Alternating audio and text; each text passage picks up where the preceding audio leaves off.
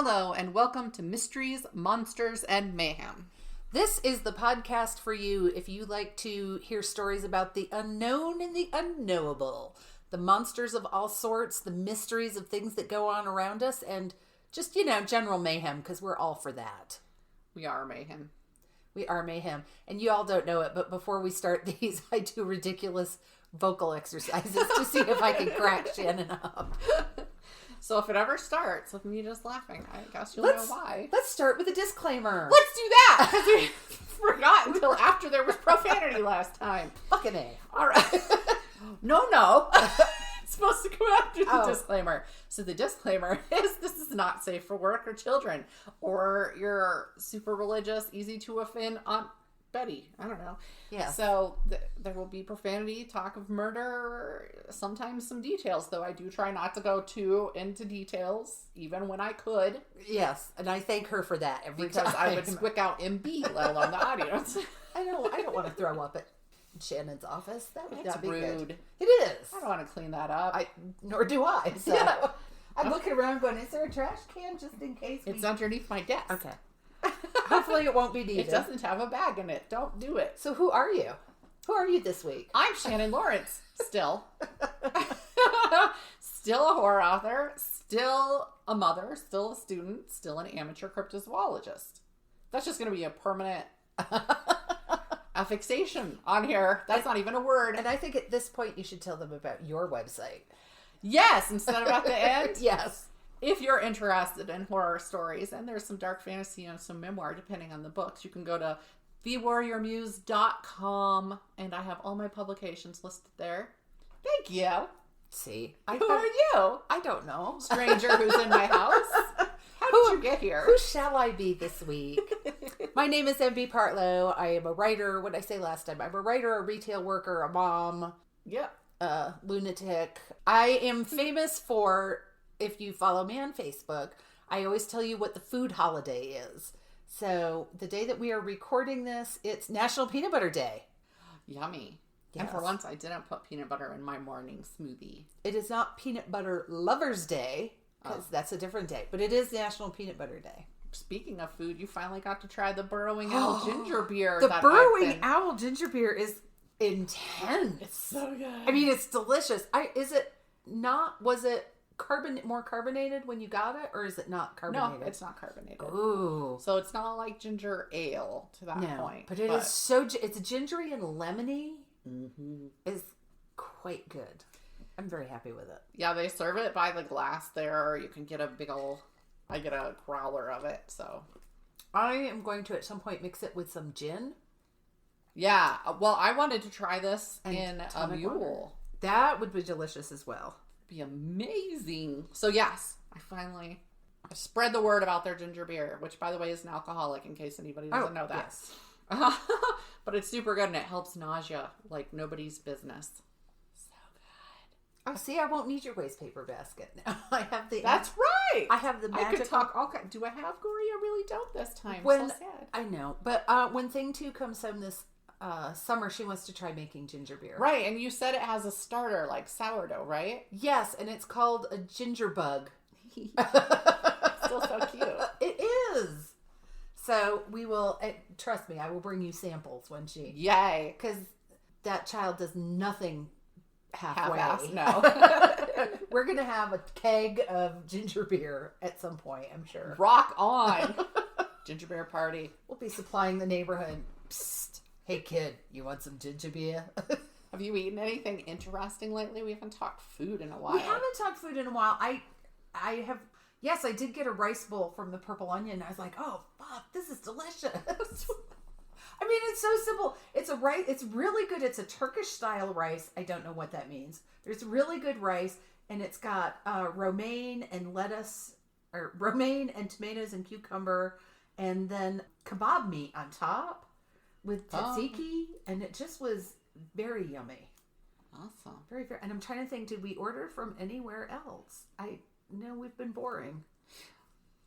Yeah, I've been having, I told you I had a few busy days, so it's like, can we just have cereal for dinner? Just somebody else is in charge. Yes. That's what I do. You're in charge of dinner. Ooh, although, You get 5 minutes warning. I'm hoping I'll be able to report back on this more fully. I have now tried, I have ordered HelloFresh, which is the meal prep boxes. So I just got one. I just got my first one, so I don't know how they are yet. But I wanted to get a good sample, so I got a veggie, a fish, a chicken, and a beef. Okay. So, we'll see. We'll see too. I'm going to look at it and see if they have stuff that my children would even freaking eat. That's why I don't get to try anything interesting anymore, because we don't go out, so... Boo. I bet they would. I bet they, because they've got stuff like soup and sandwiches. Yeah. But I don't know if I'd order those, because I could just make that pretty easy, right? But there is that. yeah, I picked up, I don't even remember what I made. I made a bunch of Indian dishes. Yum. And the kids ate it. It was good. So. Oh, that's nice. So I can do that more often. That is very nice. I know, just to get some. I don't want to eat hot dogs today. Oh boy, chicken again. Right? Well, because girl child has, like, she's a super taster. So, like, even if there's black pepper, she's like, this is spicy. And I'm like, this is not spicy. Stop it. So life with a super taster can be challenging. It can. So I usually make her an alternative if I make, say, Mexican food. Or so far I haven't made any spicy Indian food because, well, hot Indian food. Spicy Indian food can take the roof of your mouth off. Yeah.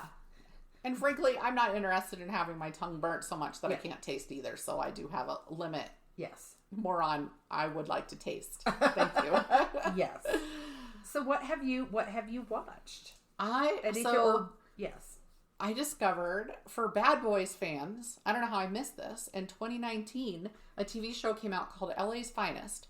And it was about halfway through the first episode that my husband and I realized that it's Gabrielle Union reprising her role as Marcus's sister from Bad Boys. So it's a spinoff, but the TV show's about her. Yeah, I mean, it popped onto Netflix and I was like, ooh, Jessica Alba and Gabrielle Union in a comedic police drama? Sure. So we started watching it. But yeah, then there's all these references. Well, first Jeff was like, oh, that guy's from Bad Boys. I remember him being in Bad Boys. And of course we knew Gabrielle Union was from it, but she's a bigger actress. I had forgotten that she was in it. Oh, yeah. Well, we rewatched them fairly recently, so that's why. Now we're watching the Shanghai Nights movies with Jackie Chan and Owen Wilson, so that's fun. I liked the first one. We just watched the first one. We'll rewatch the second one next week with the kids. But yeah, so anyway, discovered that. And so we're watching that. First episode wasn't the greatest ever, but we liked it enough to keep watching it. So cool. I finally started watching the new season of Letterkenny. Oh. Loving it. I always love Letterkenny. It doesn't matter. I love it. It doesn't matter. What is it? I think there's new seasons. A new season and a couple shows I watched that I just haven't gotten to because I have to pay attention to them and I just can't pay attention right now, which is why my movie for this week is something. I was just looking for something absurd that I could play while I was doing schoolwork, and I found something that said, "You cannot kill David Arquette." And it's a documentary about David Arquette going into the WCW, I think, wrestling. Oh, yeah. I vaguely remember that. And he's just... So first of all, he's already had a heart attack and has 2 stents in his chest, right? And his doctor's like, you are on 2 kinds of blood thinners. You have stents. It's not safe for you to be doing this. But he's finally made a name. They were very resistant when he wanted to go into it. And it kind of blew his career up because everybody just thought he was crazy that when he went into this. And here's the thing I didn't know, though.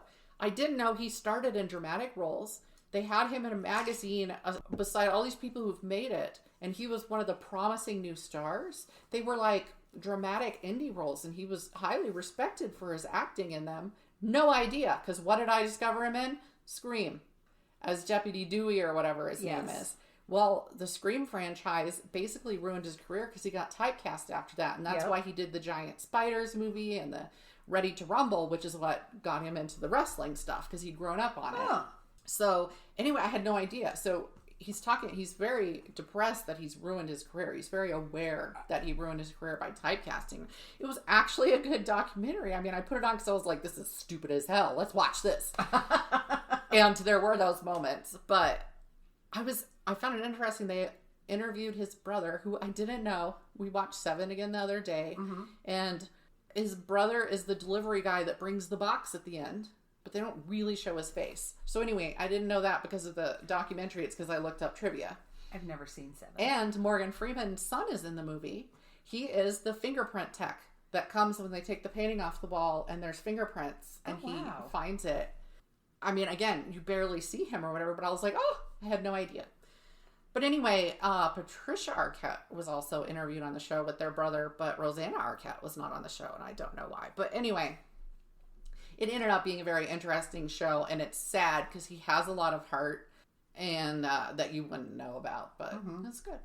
Huh, maybe I'll check that out. I don't even remember what it was on. Maybe Amazon Prime. I can find it. At this point, so I try and keep track so I can tell people if they have it, but I don't know. The Prodigal Son is back. Oh, that's another one I think that popped up. I do enjoy Prodigal Son. And The Rookie is back. Okay. That's the Nathan Fillion one. That one is very... I saw a preview for the opening thing, and it was him being in legal trouble or whatever. Yes.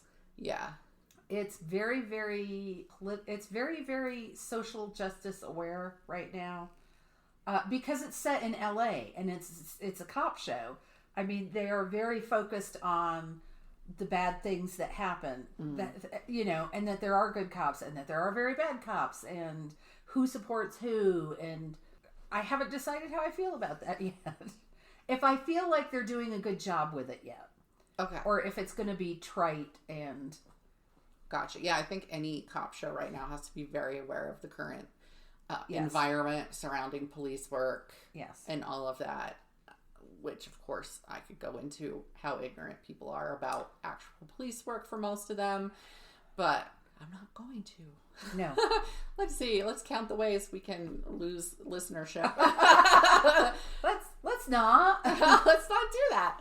But let's wait till we have sponsors we can piss off. You would have to be incredibly tone deaf to try to put out yes. a cop show right now that wasn't aware of what the concerns are and the very real concerns that people have about police departments. So, bad cops need to go, period.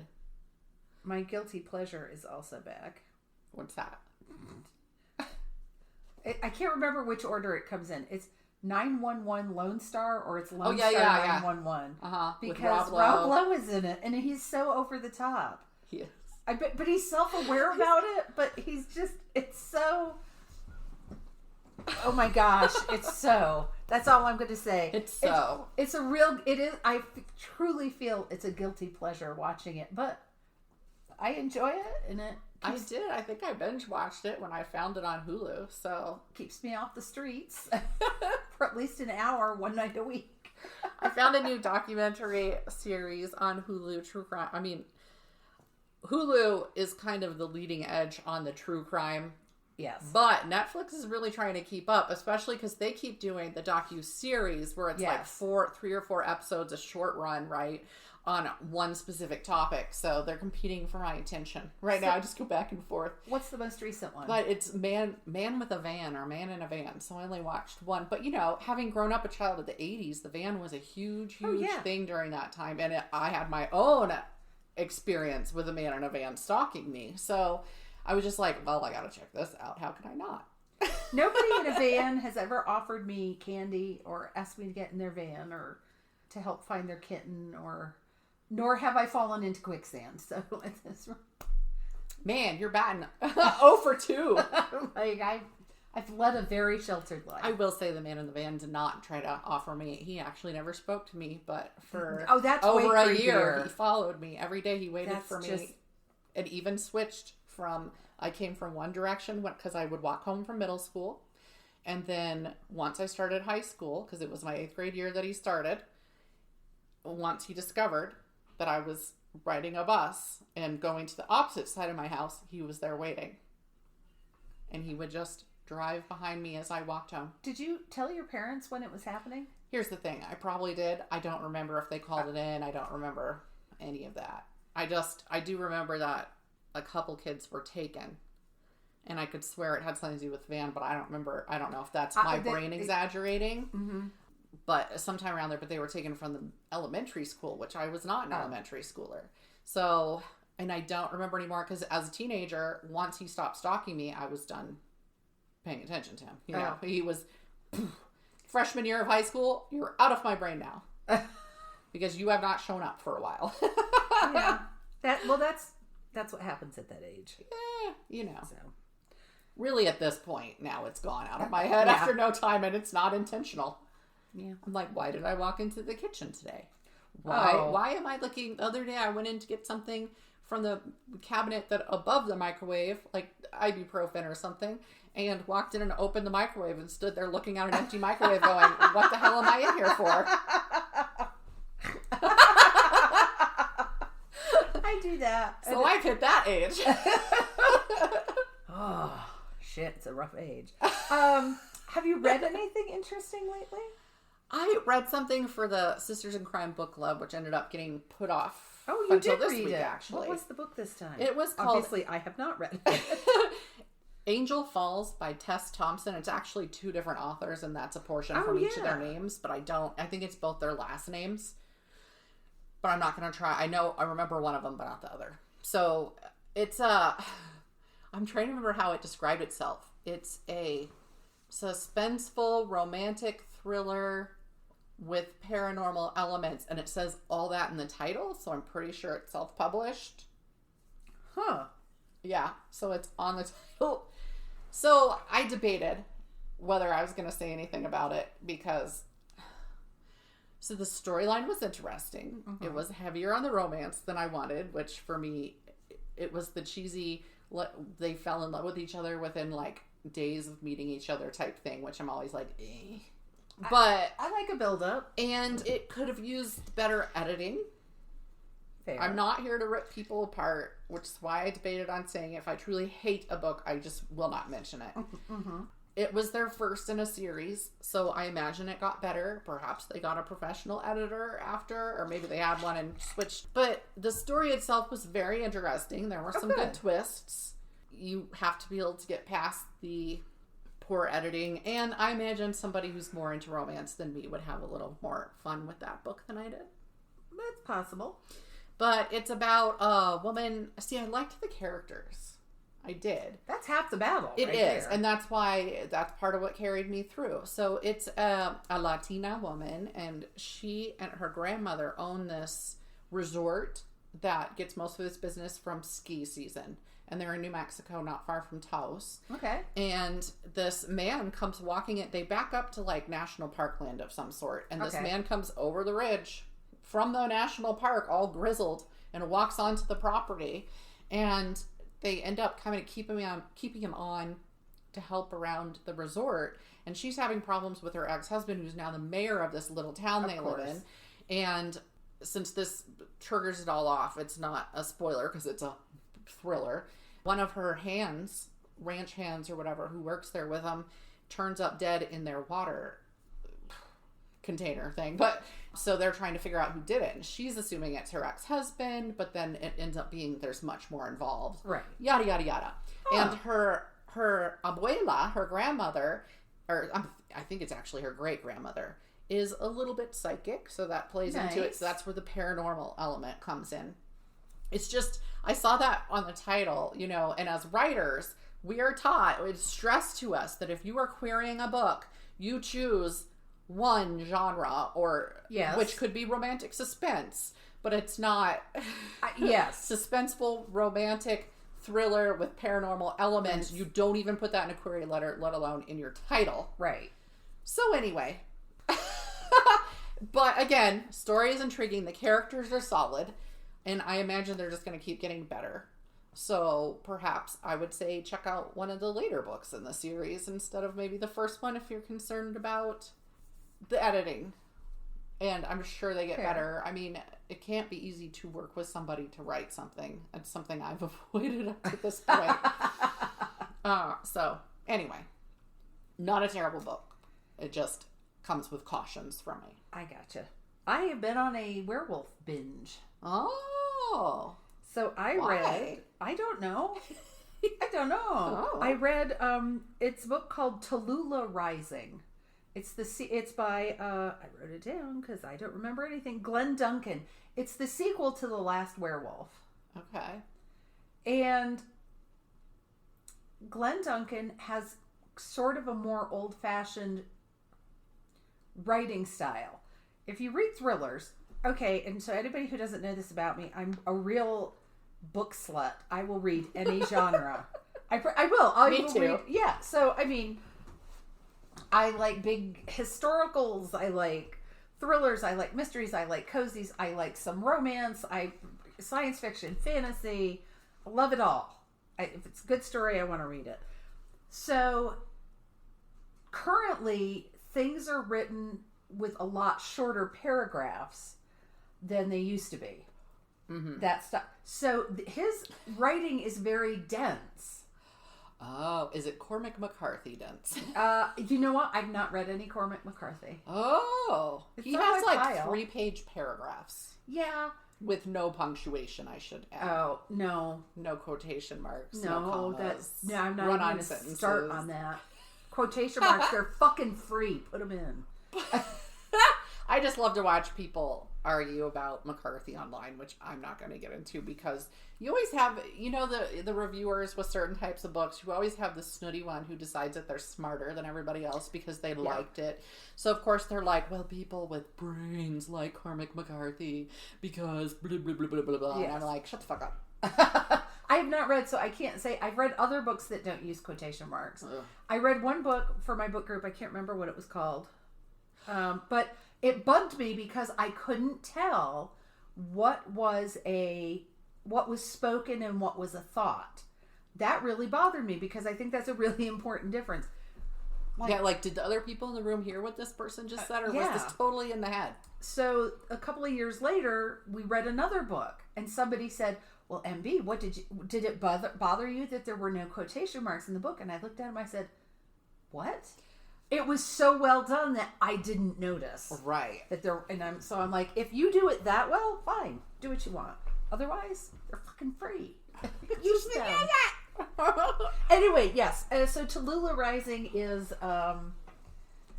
so it's a different writing style. It's enjoyable. It did not have the humor in it that The Last Werewolf had. Not that it was meant to be a funny haha book, but it did have a lot of moments of humor in it. So I missed that. And then I found one of the book emails I get daily.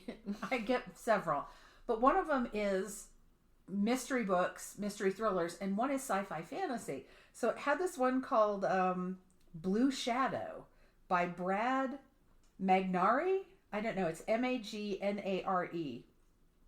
And it was, you got the first book in his series free, and the second one was 99 cents or something. So I'm like, sure, I'll buy it. So the first one's Blue Shadow, and the second one is called Blue Curse, and I've just started that one. It is a real action. It is a different spin on werewolves. It's very different than because it doesn't seem to be connected to the moon at all. Okay. So it was really, I wouldn't say jarring, but it really wasn't. It's just a completely different style than Tallulah Rising. That was more of a very traditional, when the moon comes, you change, you have no control over it. And this one is, he's changed and he's stuck. Uh-oh. He had not changed back. So that's what he's working toward, changing back. But he also, when he changed, he didn't lose his humanity. So he didn't become this slavering beast that couldn't be reasoned with. He still had his human mind. Gotcha. So it's different, and it was enough that I'm like, I'm going to read the two books, and read the first one. I'm reading the second one. It's funny because there was an editor put out this week, hey, just so people know, I'm thinking I'm going to be doing a werewolf book anthology here in the future. Oh, so maybe start putting your thinking caps now. And I'm like, my thing is, I've always avoided trying to do the more tropey, right? Yep. When I finally wrote a vampire story, it was not at all vampire related. It was complete it was very different and just moderately related. When I finally did a zombie one, it was very different. And so I've never done a werewolf one. Plus, I tend to do shape-shifting for stuff, but just personal. You know? But I was like, huh. And then here you are with your having read. She just posted this yesterday. Oh, wow. I must have tapped into the... Right? Cosmos. It's been happening to me a lot lately. Just I don't know. My husband is like, hey, do you want such and such? And I'm like, I was just thinking about such and such. Right? This is magical. Isn't it nice when that happens? Yeah. It's been very, there you go, synchronous or whatever the last week for me. And so I'm like, hey, keep that going. Can we keep that going, please? Please, please, please, please. Well, shall we? Shall I? Yeah, you go first. All right. So today, I guess this is murder and mayhem. Mostly murder, though. Okay. It's mostly got quite a bit of murdery bits. I will talk about my sources because I didn't last time. It was an article called America's Most Notorious Female Criminals. Of course, Wikipedia. A couple of different parts of Wikipedia. Murderpedia. That's a go-to for real. Oh, I love Murderpedia. Yeah. And an article called Jane Toppen, The Art of Killing. So, I'm going to talk about Jane Toppen. What a surprise. She was born Honora Kelly, and Honora is spelled like the word honor, Honora. And I knew the name Honora because it's in my husband's family. So I was like, it's a very New Englandy name.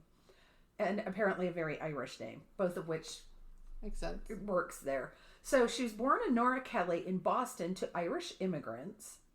Her mother, Bridget, died of tuberculosis when she was an infant. And that kind of struck a chord with me because my mother's father died of tuberculosis when she was probably 4 or 5. Wow. So yeah, she was very young. The dad, Peter Kelly, was an eccentric. And I was like, why did you use the word eccentric? He was obviously had some pretty severe problems. He was batshit eccentric? Yes, he was batshit eccentric and an abusive alcoholic. And his nickname was Kelly the Crack. And that was short for Kelly the Crackpot. Because he'd be crazy. I guess that's better than various other forms of crack being his name. Well, yeah, because we're crack looking... Hills. Yeah, we're back in 1854 when she was born. So he was committed when they found him. He was working as a tailor and he was trying to stitch his eyelids together. Now, to me, that's the story. What would drive you to try to stitch your eyelids closed? I don't know. See, there you go. Even Albert Fish didn't do that. He just stuck needles in himself. So there you go. There's your next story idea. You're welcome. Okay, thank you. Let me know when you get that written. I could throw out a whole bunch of ideas why somebody would sew their eyes closed in the horror.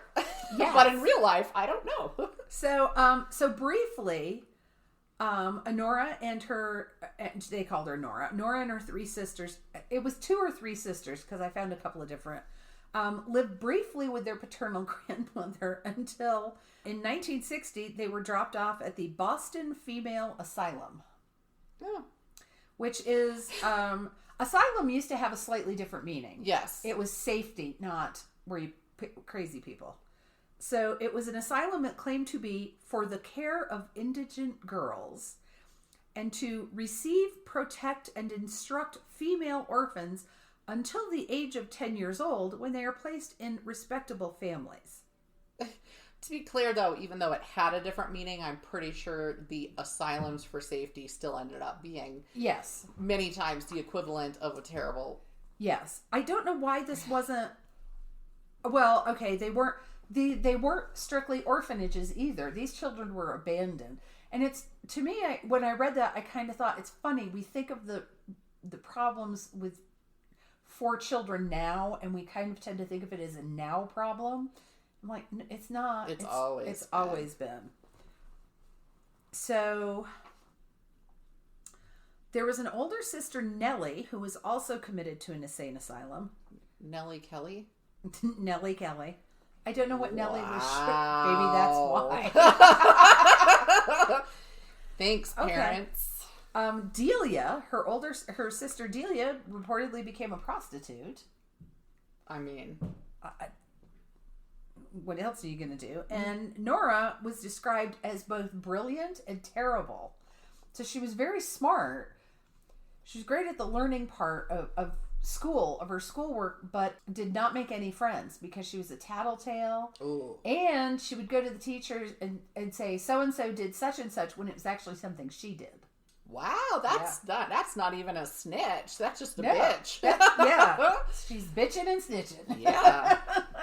So, and again, the sequence, the ages she was when these different things happened, I'd find one report that had her at 8 and another one she was 10. So I'm going with my best guess here. So she was 6 when she was dropped off at the asylum. At the age of 8, she was placed as an indentured servant with the Toppen family of Lowell, Massachusetts. Now, it goes back and forth. Some say she was adopted, but more sources said she wasn't adopted. Huh. I mean, I've heard plenty of orphan stories that the two were the same thing. Yeah. Adopted to be a servant. Yeah. So. Oh, yeah. So she did. So I don't think she was adopted, but she did take their last name eventually, which was very common back then. If your last name was Smith and your mother remarried someone whose last name was Jones, you just became Shannon Jones. Yeah, you didn't have to go through and jump through hoops to change your name. You didn't have to. So she had a foster sister, Elizabeth, that she was supposed to be on good terms with. They apparently got along when they were growing up together. And Mrs. Toppen did not like the Irish, as in at all. Mm. And she let Nora know this. And Kelly's a very Irish name, isn't it? Yeah, and they were Irish immigrants. So, yeah, okay. So she changed Nora's name to Jane. I'm like, that has to go over well. So it's really funny because the first article, it jumps from when she's like 10 to when she's like in her mid-20s. So I really want to know what happened in the middle, because I think something, not that I think her childhood was a bed of roses, but I also think what was happening in here as she was really maturing and growing up. The little bit I've been able to find out, her adopted mother, Anne, passed away in the 1870s, and Jane did work for her foster sister, Elizabeth. That's what I said her name was, right? Yes, Elizabeth. She worked for her for a while, kind of as a housekeeper, and she was engaged to be married, but caught her fiancé cheating on her. And apparently there were 2 suicide attempts. She made 2 attempts at suicide. Okay. And didn't... Some people would have lived longer had she been successful. Yes. Either when she was, and this was a big spread, I thought, in either 1880 or in 1885. So let's say in her mid-20s, she began training as a nurse at Cambridge Hospital. And initially she was very well liked. She was very cheerful. She was very hardworking. She had no problem making friends. And in fact, they nicknamed her Jolly Jane. But remember, even if she was the younger age, which would have been about 26, she would have been considered an old maid at this point. 26 and unmarried. Oh my gosh. That's ghastly. Yikes. So once she got in there, she gravitated toward patients who were elderly or who were already quite ill. And she spent extended amounts of time with them and began experimenting on them with morphine and atropine. So morphine, because I wanted to be precise, so I looked it up. Morphine is an opiate, which I think most everybody knows, used for pain, and it acts directly on the central nervous system. Atropine is used to treat some nerve agent and pesticide poisonings, and also to reduce saliva production during surgery. Huh. Right? I did not know that. Okay.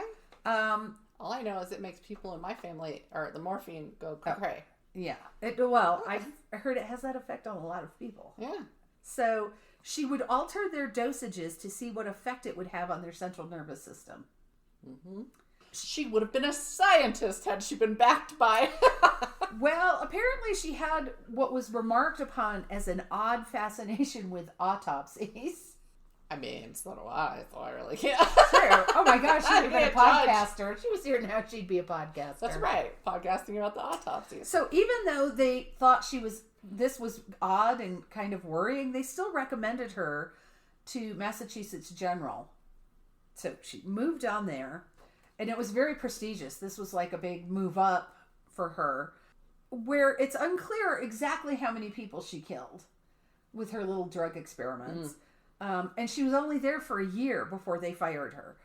And she returned to Cambridge briefly and was fired there for abusing how she was using the opiates with people. Then she turned to private nursing. Because apparently you couldn't check references back then. Well, what's her name? The one that had the disease and kept giving it to everybody. And now we refer to Typhoid people. Mary? Yes. She kept getting hired as a cook. Oh, God. Over and over. And people would die because she didn't believe in washing her hands. Ew. Yeah, there you go. Anyway, no, nobody was checking references. So she goes into private nursing, and she was very successful at that, despite... there were some few reports of petty thievery. So in 1895, she kills her landlord, Israel Duncan, and his wife. Apparently, she thought they were just old and fussy. It didn't need to be here any longer. Well, that's kind of how those types of killers are that kill the old and the infirm, basically. So in 1899, she invited her foster sister, Elizabeth, to vacation with her at a cottage in Cape Cod, which is something that Jane has done several times. It's a normal thing for her. Let's say it was in the summer, because who the fuck would go to Cape Cod in the winter?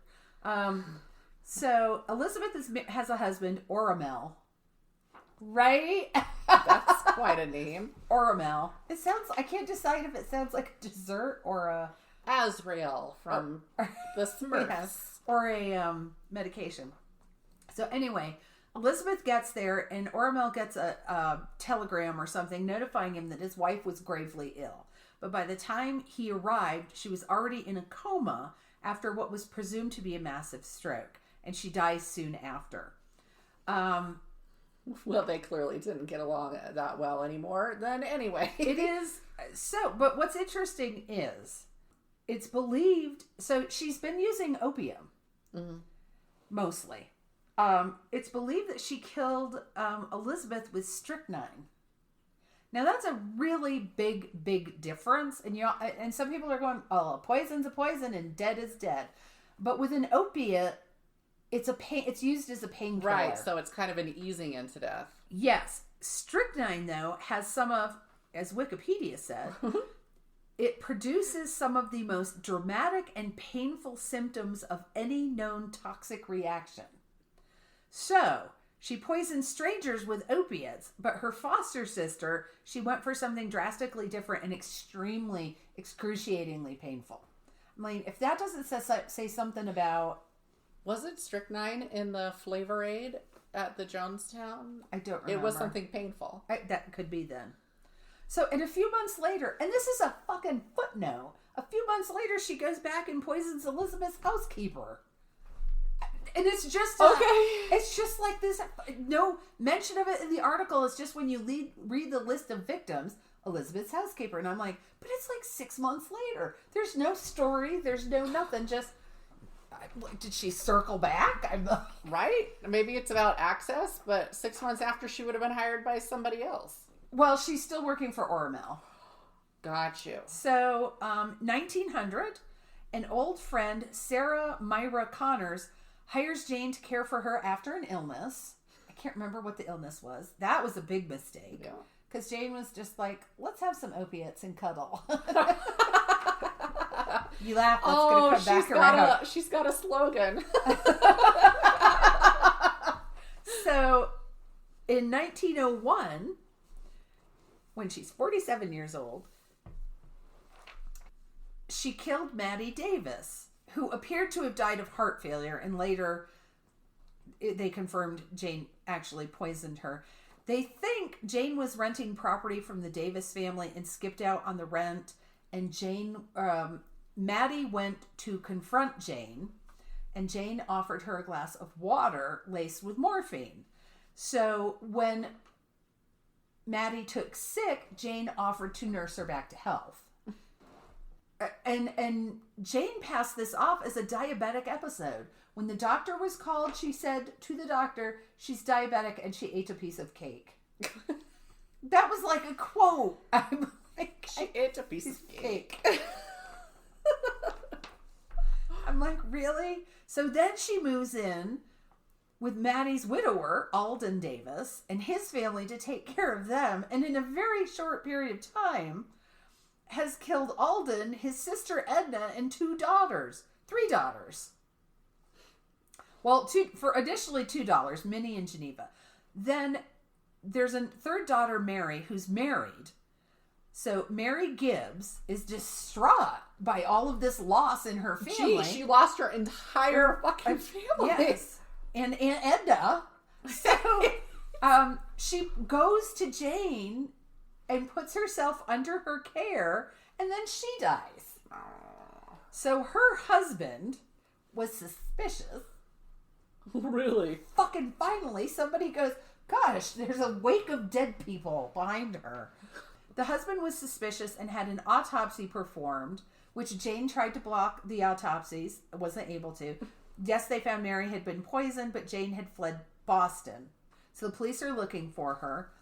During this investigation, while they're looking for her and trying to do the autopsies and all this, she goes to visit Elizabeth's husband, Oramel, and tries to insinuate herself into that household. She killed his sister and used morphine to make him ill so that she could stay to nurse him back to health. But it appears that she had designs on becoming his next wife, and he rejected her. And so she had to, either she was taken into custody or she fled before she was able to kill him. Oh, lucky him. Yeah.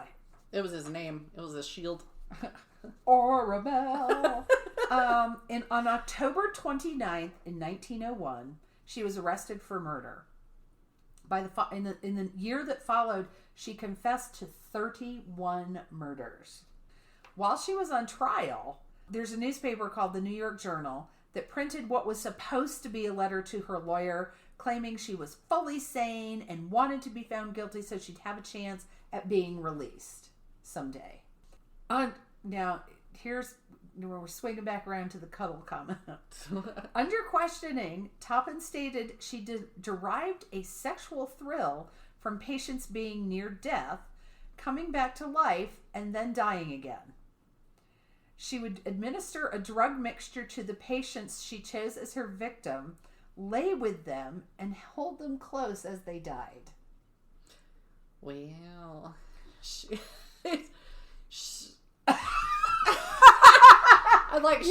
defies category because she's not an angel of mercy. She's not. Which is what so many of those who were, nurses or whatever are. She's just not. She just really gets off on near death, if not death.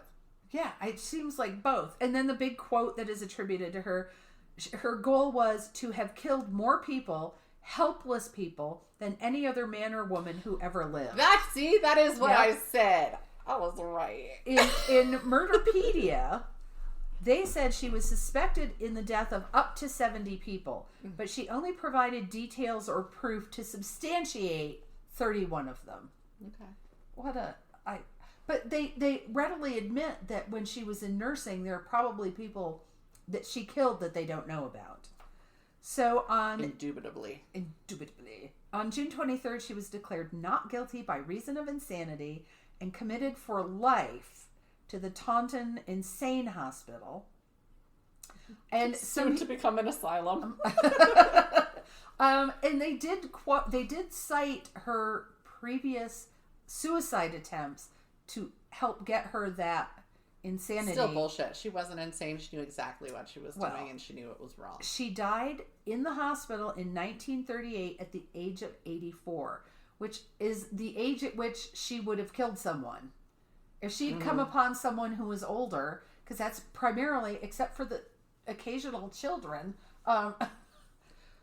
it was mostly adults. It was mostly older adults that she killed. Except for her sister, and then the attempt on the husband, and how many of them were actually elderly versus... I don't know. But that's just scary. I mean, yeah, you hear about the angels of mercy and people who now I'm not saying it's right, but they in their own head determine this person think they're bringing mercy. Yeah, they think this person is terminally ill. They're not going to be able to recover. They're suffering too much. Nuh-uh. She just got off on watching them die. Or almost die and then coming back and then dying. Yeah. I'm like, how unpleasant must that have been? Unpleasant being too mild of a word. But for her victims, I'm dying. Oh, no, I'm not. Oh, yes, I am. I'm okay. Wait. No, not okay anymore. I'm not dead yet. I'm not nearly dead. But it was just, but to me in this story, there are a lot of holes about what happened to her to make her. Now, if her mother died of tuberculosis, but her father and one of her sisters were put in insane asylums, was there mental illness that ran in the family, or are there things that happened to her that made her twisted? It depends. It makes me think of those memes that go around here. If you were a woman in this era, here are all the things that you would have been committed for. And it's like reading a book. Yes. I mean, their definition of insane at the time was... Yeah, pretty much a normal person. Pretty broad. Yeah. So, likes trains. I think that's what it was, something like that I was like, what? Yes. Okay. Yeah. There's actually a lot of people who really like trains. There's also serial killers who really like trains. So, yeah, sure, some of them would have been under that. But... So, what are you going to talk about this week? So, this... My ADHD went loco with this one. But, so I'm going to talk about a California cryptid. Ooh. A government conspiracy. Uh-huh. And a government group. Nice. Okay. So, my sources. scvhistory.com, which was Santa Clarita, by the way. Cryptidsofcalifornia.com, Exemplar, LA Times, History.com, and NationalWorldWar2Museum.org. It's NationalWW2Museum.org. All right. So, we start with History of the Man. My nose itches. There we go. I can't mess it with my nose. I'm like, do you need something? A nail file? I guess. August Rubel was an ambulance driver for the American Field Service, assigned to France from 1917 to 1919. So that's World War I. Mm-hmm. He was an American, but he was born in Switzerland. And I actually found that his parents were on vacation when he was born. They weren't living there. I actually found that some of the sites said he was Swiss. And he wasn't. Rubel does have an umlaut over the U, but yeah. Okay. He was born he was born there, but he was an American. After the war, he went to Harvard, then moved to Ventura County in California in 1922. He, his wife, and his son bought a 400-acre ranch in Aliso Canyon, as well as a second place, which would be their home, called Rancho Cumulos. Okay. I did look up how to say Cumulos. What does it mean? Who knows? Oh. After buying a Holstein bull called Prince Aggie in 1925 for $110,000. In 1925, it's still on record as like the highest price paid. Wow. For a bull like this. I mean, when you do the math to make it. Right. Yeah. He purchased also 179 herd of cattle for the ranch and named the ranch Billiwhack Stock Farm after the army slang for the place where one hangs his hat, which is taken from bailiwick, etc., etc., etc. Not going into it. I said, look it up. So one bull and 179 cows. Yes, and this was to be the prize bull, and it actually was. It became, in 1 year, very well. They called it a prize butter bull, and I don't know if butter is a euphemism. Oh, I don't know. Bull sperm, but he was a prize butter bull. He was churning out the calves. Indeed. A year after he bought this bull, Prince Aggie died from intestinal torsion. After he spent that much on the bull, it made it 1 year. Oh. So here's this very promising, very expensive basis for a business. Gone, just like that. I read somewhere that there were thoughts that there was something else behind it. But since the cause of death was twisted intestines, I don't see how somebody did that. Anyway. I didn't know that could happen to cows. I knew that could happen to horses. I think Great Danes can get something similar. There's something with intestines. I could swear it's why they get the big, tall bowl thingies for them to hold their food bowls so that they're not bending. There's a whole thing. Okay. I've had a friend lose a dog that way. I don't remember the details.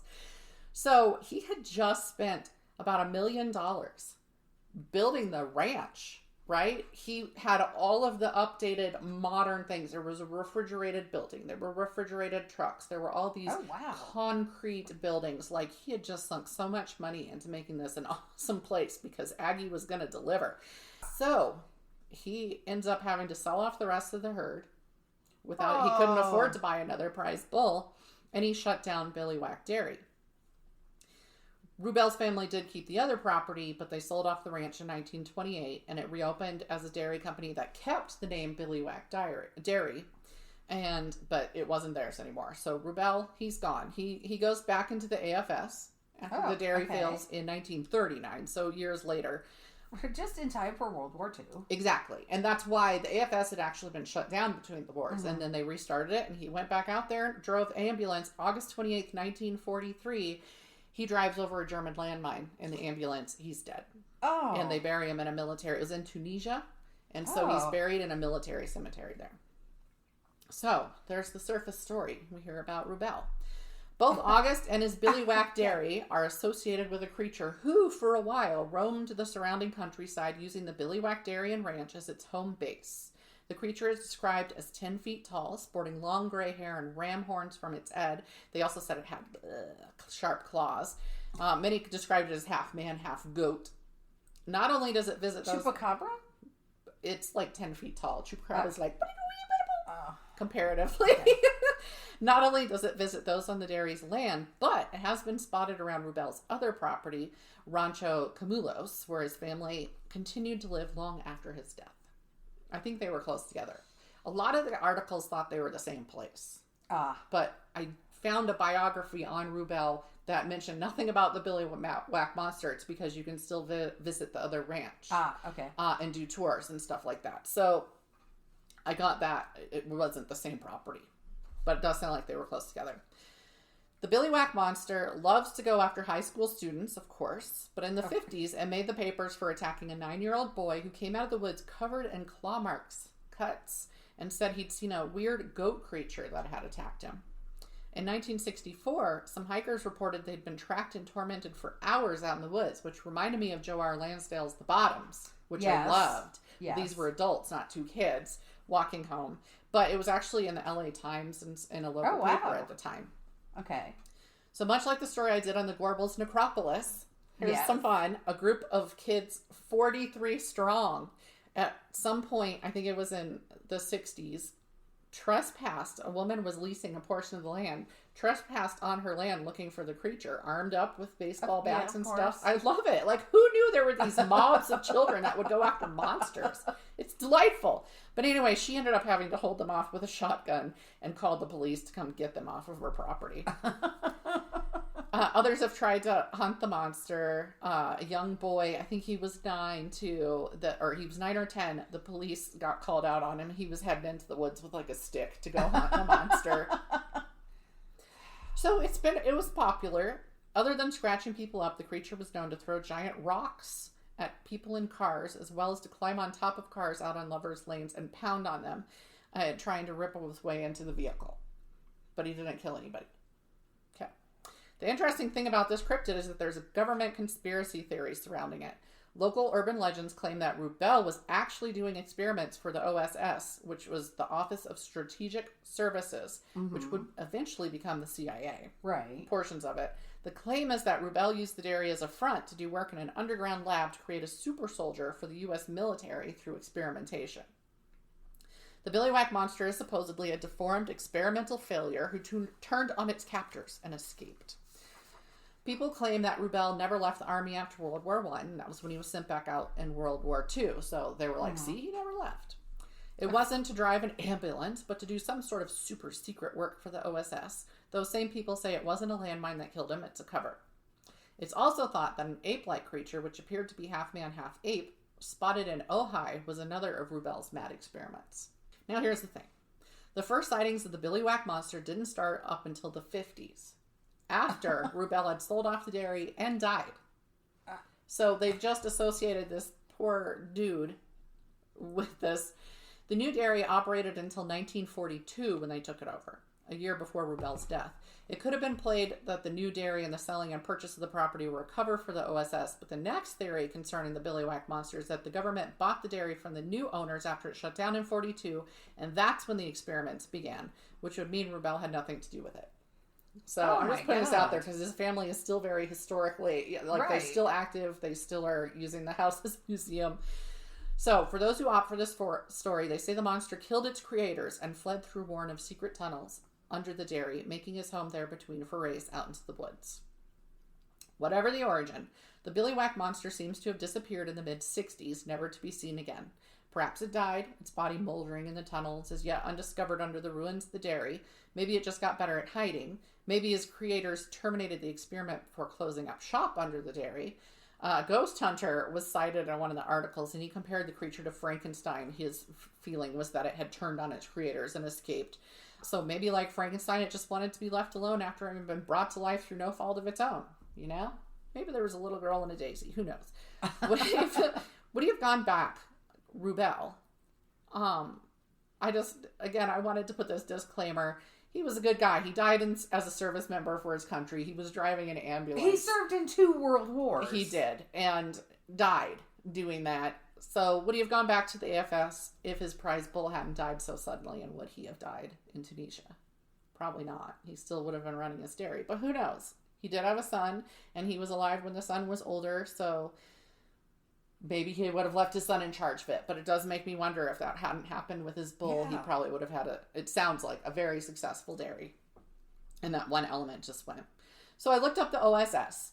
Again, here was my ADHD jump. Because some of the articles, wow, that was really hard to say, were like, oh, the OSS was known for all these dirty deeds and stuff like that. And so I wanted to look into it. And it wasn't really. So it was a real thing. Julia Child worked for the OSS. Mm-hmm.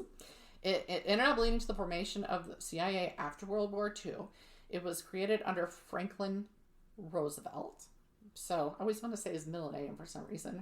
Franklin Delano Roosevelt. He was concerned that the various intelligence and security operations like the FBI, the State Department, and the military didn't share information with each other. So there's a war going on in Europe, and they're just running around doing their own shit. There's no cohesion. There's no communication. They could be working at odds with each other. They have no idea. Kind of like now. He asked a man named Colonel William J. Donovan, or Wild Bill, to head a new department as the coordinator of information. He was just called the COI. It wasn't the OSS, yes.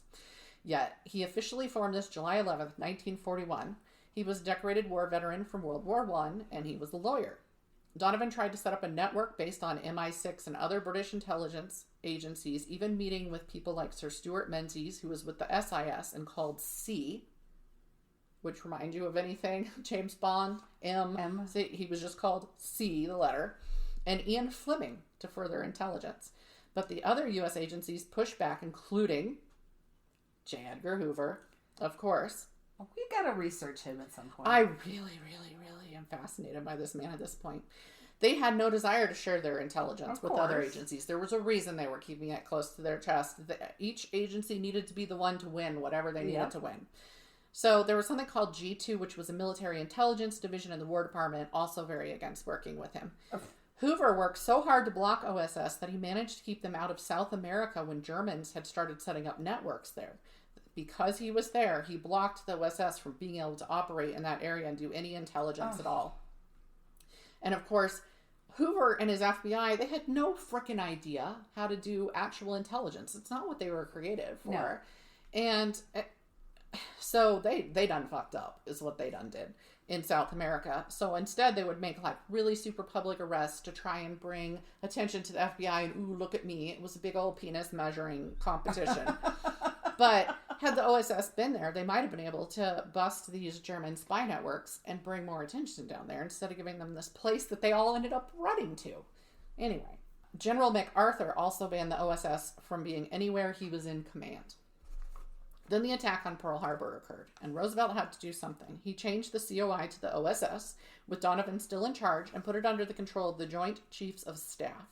Despite the continuing issue of other intelligence agencies pushing back, he built the department up to one that actively gathered intelligence and spread disinformation to enemies. The History.com article says they carried out, and this is a quote, soldier rescues, guerrilla warfare, and sabotage, among other missions. So they were really, I don't know jack about these guys until I started looking into it. The OSS created a counterintelligence branch called X2 that only operated overseas, along with several other branches, including intelligence services, strategic services operations, secret intelligence, and R&A, which was research analysis.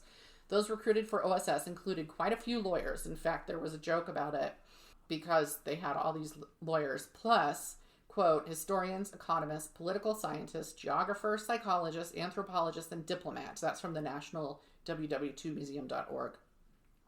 So it's like a lot of people don't know the origins of the FBI. Yes, there were cops that were brought in, but there were also, and still are, accountants and people who work in victim and lawyers and services, victims advocates. Yeah, absolutely. So I think that's something that people overlook a lot. But these guys were like the Air Force, the military, right? They were kind of considered uppity. It was, Unlike Hoover, MacArthur, and others, Generals Eisenhower and Patton actually found the OSS to be valuable and actively brought them in, supporting the agency. The OSS, as a result, was instrumental in gathering intelligence throughout Europe before Operation Torch, which was an invasion of North Africa in 1942, and before the beach landings in Normandy in 1944. They played a part in gathering that intelligence.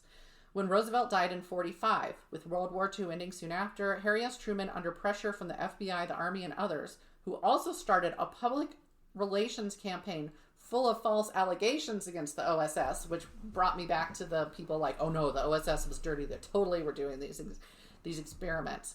So they get dissolved. In fact, I believe that the head had something like 7 days to completely dissolve the OSS. Oh my God. Yeah. So they did keep SI, which was Secret Intelligence, and X2 going, which became the CIA in 1947. Various parts of the OSS were sent to the State Department, the SSU Strategic Services Unit, and the CIG, Central Intelligence Group, which involved Army, Navy, and state personnel. The Green Berets and Navy SEALs were also formed as an extension of these. So ultimately, the OSS had impact on the formation of those. Like, it wasn't directly from it right then. In 2008, the National Archives released the previously classified OSS records. Some of the people who it turned out were part of the OSS were 4 CIA directors, Alan Dulles, Richard Helms, William Colby, and William Casey, U.S. Supreme Court Justice Arthur Goldberg, Pulitzer Prize-winning historian Arthur Schlesinger Jr., film director John Ford, actor Sterling Hayden, Harvard scholar Ralph Bunche, the first African-American recipient of the Nobel Peace Prize, and baseball player and coach Mo Berg. Also, 2 of the Ringling brothers, John and Henry. And as you said, Julia Child served for the OSS as a research assistant, then became part of the Emergency Sea Rescue Equipment section, and during her time there, she helped develop the shark repellent that they would put on the missiles under the sea to keep them, because the sharks would bump into the missiles and set them off, right? Because I guess it was those little spokey ones we see all the time, maybe. So she was actively part of that. She worked in the D.C. office originally, but also in Ceylon, which is now Sri Lanka, and Kunming, China. Not only that, but her husband was an OSS officer. Yeah, and I can't remember where they met, but it was overseas. Yeah. So this agency that I just really don't hear about much, there were a lot of big people in it. Yeah. Not on that list, August Rubel. Just to be clear. And then I had a couple little side notes. So one of them, Helen Hunt's book Ramona, was written on Rancho Cumulos. Really? Yes, under the original owners, which Rubel's had bought it from. So it had only had 2 owners. When she was visiting the original owner who lived there. And the other interesting side note was just a goofy story that I'm going to end on. When I was looking up the Goat Man, I was trying to put in different entries, right? So I put in Goat Man. And this LA Times story turns up in 2012, because I was also trying to find the 1964 specific LA Times articles. It didn't happen. And there was a mystery goat man in Utah. So there were articles about this in 2012. So people would be out there, and there are these herds of the wild goats, and at first it would look like this disabled goat or something. Right? It's walking behind the rest of them, and it's kind of clunky and clumsy. And then somebody looked through their binoculars and discovered it was a man with a goat skin costume. And he was literally just following around these herds, walking on all fours, climbing rocks with them in that way. People just thought he was going to get killed because either a goat was going to attack him or he was going to fall off the side of a mountain. Right. With the mountain goats. So there's little articles and people are talking about seeing this goat man and everything. And then it turns out somebody finally contacts him and says, listen, he's a hunter. He's going to be going up to British Columbia to do a big goat hunting. They were also concerned because it was almost goat hunting season, which apparently they have in I had no idea that was a thing. Utah. And so they were like, he's going to get shot. Like, they're going to be, look at this weird one in the back. Let me shoot him. It's slow and it's old. Let's put it out of its misery. But he was planning on leaving before goat season started. So he was doing this. He wanted to see if he could blend in and be accepted by the goat herd so he could get in amongst them to hunt them in Canada. So eventually he was done. But for a while in 2012, they were like, there is a man dressed as a goat. I See, there you go. I got you too. I can't even formulate a response because we have guns, we have bows and arrows. Yeah. Could have been. And there are people that don't follow hunting season all the time. That's very true. That is very, very true. But you don't have to become a goat to hunt a goat. I mean, no, and we're not talking. It's not like a cheetah. Yeah, goats are not that hard to. Now, they never said mountain goat. I'm assuming mountain goat because they're talking about them climbing up rocks and stuff, right. Like not a wild goat that eats tin cans. So I imagine they are faster and fleeter than we might know, and yes. Especially going up a mountain. Oh, but again, they're pretty fast. But again, we go up to Rocky Mountain National Park, and I believe there's mountain goats in addition to the bighorn sheep. Yeah, and I've seen a herd of them up there, and they're just chilling. They're just eating some fucking grass. It's not hard. They're not running away the second a car comes by. Right. So, okay, dude, whatever. He obviously had a lot of extra time on his hands. I doubt he's married, but who knows? I didn't look him up any further. I just thought it was a funny unless article. What you're going to do is infiltrate the flock and take them down by with choking your them hands. out. I can't understand unless there's some mysterious king or queen of the goats that he's trying to get to, and he has to become one of the herd to get. I don't get it. I don't either, and really, I don't think anybody there in Utah or wherever it was did either. That's too weird. That's the weird part. Okay, after all this about a woman who liked to yo-yo people back and forth toward death and back, between life and death, and liked to lay next to them and cuddle them while they were almost dying and coming back and dying. But yet the goat man is weird.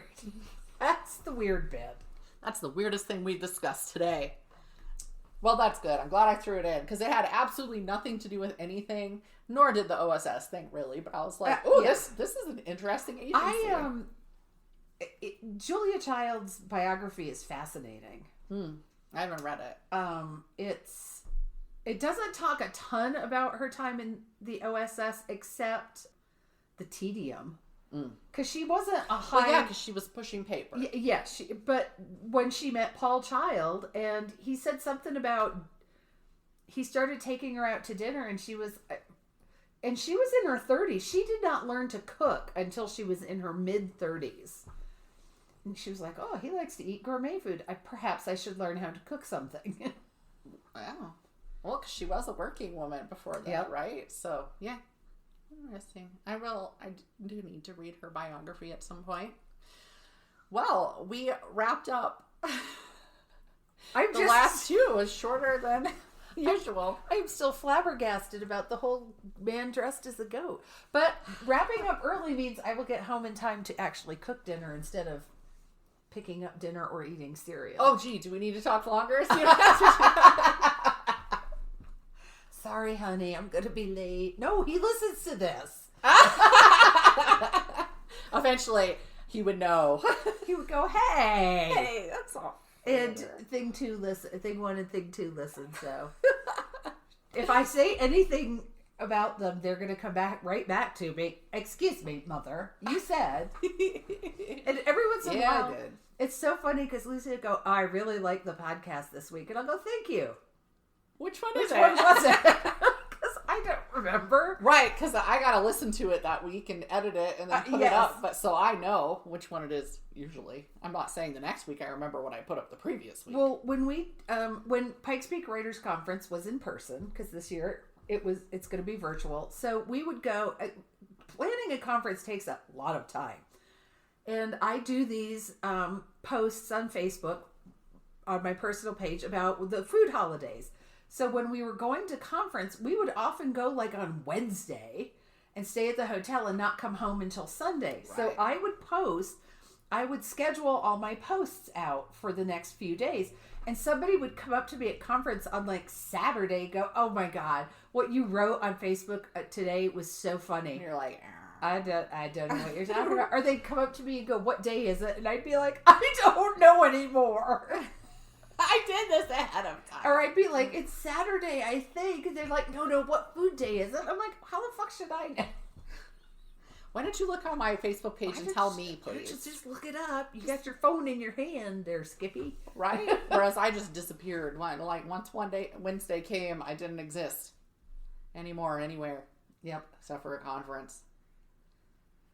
Part of me misses it, and part of me doesn't miss it. But it is like a 5-day vacation, work vacation or something. Yeah. It was really funny 6 days. because 5-day. I would get so energized at conference, and I could power through. I could get by on very little sleep or a lot less sleep than I normally like to get, and just keep going and going and going and going and going.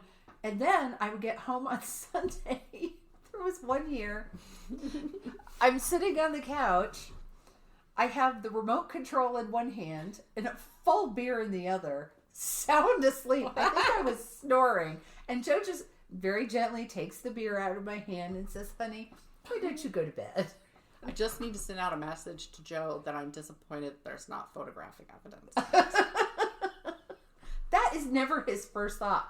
Look, I should take a picture of that. No, it's... Oh, you mean he would rescue the child before photographing the giraffe trying to eat it or whatever? Yes. Yeah. Or look, little Jimmy is about to try to pet a wild buffalo. Let's get the camera out. It's like I was talking to Jeff last night because he had gone to a scrapyard type place and to get some part for something, and there was Escalade absolutely riddled with bullet holes. Riddled. He looks inside. There is blood inside, and he was saying last night because we were watching some movie and a van gets riddled with bullets, but there's like 40 and there were like 400 in the Escalade. So it was just full. Wow. And I was like, they have this bloodied, obviously crime scene released van or Escalade, sorry, and there's still blood in it and they're gonna sell it for scrap. That's so wrong. But he didn't take a picture, and he was like, I wish I'd taken a picture, like some pictures or video of it. Well, the blood wouldn't be in the engine compartment, and I would imagine those would be the parts people would be going for. I don't know. You just think somebody might hose it down before they put it out in the scrapyard. I would think so. Because but they didn't. Ew. I know. I was like, why didn't you take me back? That's your biological material just out there. Oh, and I'm sorry, when people die, it's not just blood that's left behind as biological material. It's a lot of fluids. We've witnessed one too many deaths. You'll be remiss not to mention that. So yeah, it's just exploding eyeballs. Yes, that's what normally happens. Exploding eyeballs. Well, no, I'm thinking if the spleens everywhere. I'm thinking if they were shot up, they could have got hit in the eye. Well, that's true. Isn't there an eye day this month? Probably in March. Yes, it's eye health awareness. There you go. We've acknowledged it. We're done. we did manage to power through February by theming all of the... We did. In the future, we'll probably choose one theme that we might like to both do. Yeah, we're probably not going to try to theme a whole month because... No, and then because I put off like the Twitter killer and what I'm going to be doing in the future with Samuel Little, and then I was like, well, but I want to talk about these and I can't make it fit. Listen, I have made things fit from school papers to short story calls where I was like, if I add these details, it totally fits this theme. Exactly. But yeah. But one theme every little once in a while is fun. So we'll probably do that. All right. So logistics. Yes. Our website is... Send us stuff. Send us your stories. To mysteriesmonstersmayhem.com. There is a form, or you can email mysteriesmonstersmayhem@gmail.com. Remember that both of those do not have "and" between the three words. And then you can go to Facebook, which is Mysteries, Monsters, and Mayhem, where we post our sources and photos and all that good stuff. But yeah, we just want to hear cool stories. We don't even care what it is. Just send us stuff. If you're sitting there thinking, well, I don't know if my story would be fun or entertaining. It would be if we read it. And I will say, I'm just going to give you your first name when you send something in. Yes. If you don't even want that released and you want it anonymous, just pop that into the email. And we are not going to give away who you are. You can be anonymous. So. And if you know how to become a cryptozoologist, send me that link. So easy. You probably have to get like a damn PhD and it's like some really complicated process. So it either at some point I'm going to come in and I'm going to go, this week I'm going to talk all about becoming a cryptozoologist, or it will just be the never ending, it'll be the Easter egg that travels through the entire podcast of I'm just going to remain amateur, and that means that I can say it whenever I want to, and nobody can tell me I can't be because I'm amateur. That's true. That's right. I could be a cryptozoologist in training. Oh, how about a junior cryptozoologist? Yes. A cryptozoologist at. I think you're pushing it. Too far. All right, that one. Okay. That one did go a little too far. All right. Thank you for listening. Like and follow us where you can. It would be awesome. We're on almost all of the podcast sites. And stay safe and thank you for listening. Bye.